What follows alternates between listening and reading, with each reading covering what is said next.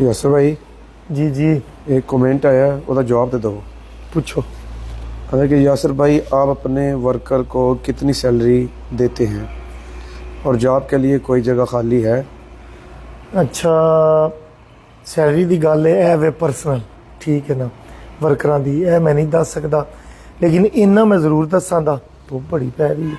अच्छा जी इन्ना मैं जरूर दसांगा कि इन्नी सैलरी उन्होंने मैं देना कि उन्हों का गुजारा हो के ना उन्होंने को सेविंग भी हो जाती। कुछ मेरे वर्कर ने उन्होंने आस पास लोगों को उधार भी दिते हैं। वाह अच्छी सवारी उन्होंने को आउण जाण ठीक है। बच्चे उन्होंने अच्छे स्कूलों पढ़ रहे हैं।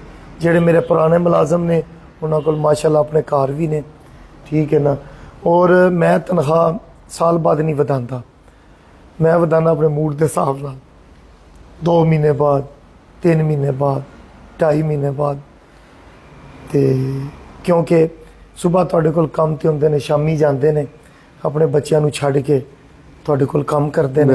उन्हां दा सारा दारोमदार तुहाडे ते वे ते उन्हां दी पूरी भी तुहाडे कोल ही पैनी चाहिदी है। इंज ना होवे वो खाण पीण हो जावे बच्चों की स्कूल की फीस ना होवे बिजली के बिल रह जान या कभी कोई बीमार हो जाए उन्होंने कर्जा फड़ना पवे।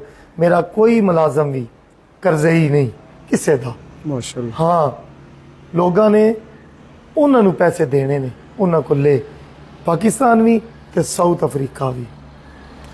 मैं खुश बाकी हाँ लोग मेरे ना खुश ने जिन्हें मेरे ना चाह रहे हैं। बाकी जॉब के लिए जगह खाली है ता क्या कर?